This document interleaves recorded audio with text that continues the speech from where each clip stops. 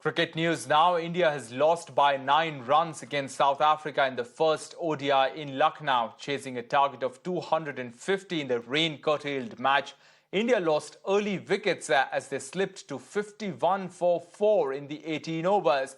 Then Shreyas Iyer steadied India's ship by scoring 50 of 37 balls. Sanju Samson took the chase deep as he smashed 63 ball 86 not out. But Samson's valiant effort went in vain as India fell short by 9 runs in the 40-over-a-side game.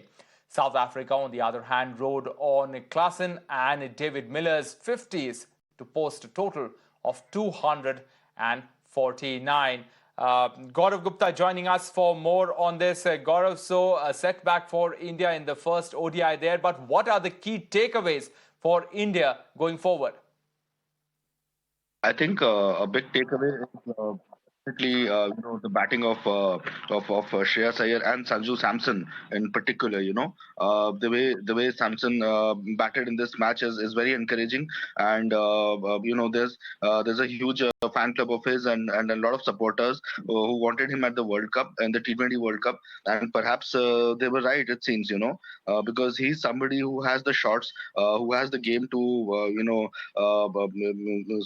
attack in the middle overs. The way he charges down the spinners, and as he showed yesterday, and takes them to long off, and long on is and the wide long on areas is a treat to watch. So definitely those two are, and then the way Kuldeep Yadav also bowled, I thought one of the bold dismissals that he got was exciting, was good to see, and again Kuldeep is somebody who should have perhaps been played more in a bit to play him in this T20 World Cup, but that was not to be.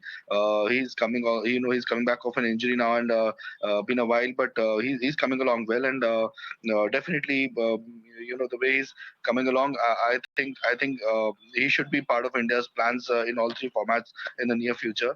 But definitely Sanju's batting, and even Shreyas Iyer, I thought 37 ball 50 when India lost 4 early wickets was good to see, and definitely a big positive for the team.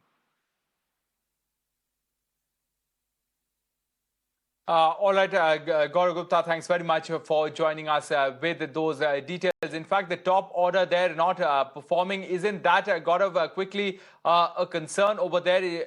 Remember, this series is a testing ground for the standby players, as the stars are off to Australia for the T20 World Cup.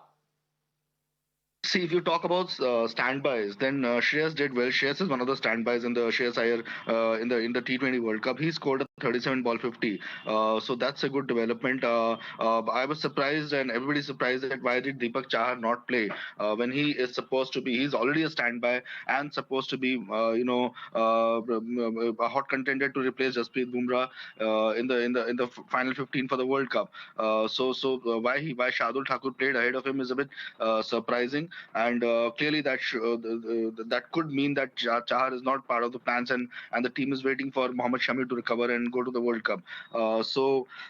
That was a big surprise there. The top order's failure, I would not take it too seriously, because it's difficult for the likes of Shikhar Dhawan and Shubman Gill to suddenly, this is the first international game they were playing after the Zimbabwe tour. So it's sort of difficult for them to suddenly come into the frame and start scoring runs straight away. They have these breaks in between. I mean, they're playing domestic cricket and playing the A teams, but still nothing like international cricket. So it is difficult for them to suddenly come and straight away get into the groove. They've both done very well. Shubman Gill has been the batsman of the apart from Surya Kumar Yadav, he has been our batsman of the year, I feel. So I think they'll come along sooner or later, and it's a strong top order that we have in the ODIs, minus of course the Rohits and the Virats and the various other top guns in the Surya Kumar Yadav. But this team will get better, I'm sure, and the top order will get better, and will produce a far better performance in the next game in Ranchi. All right, Gaurav, thanks very much for joining us with that analysis of the first ODI between India and South Africa.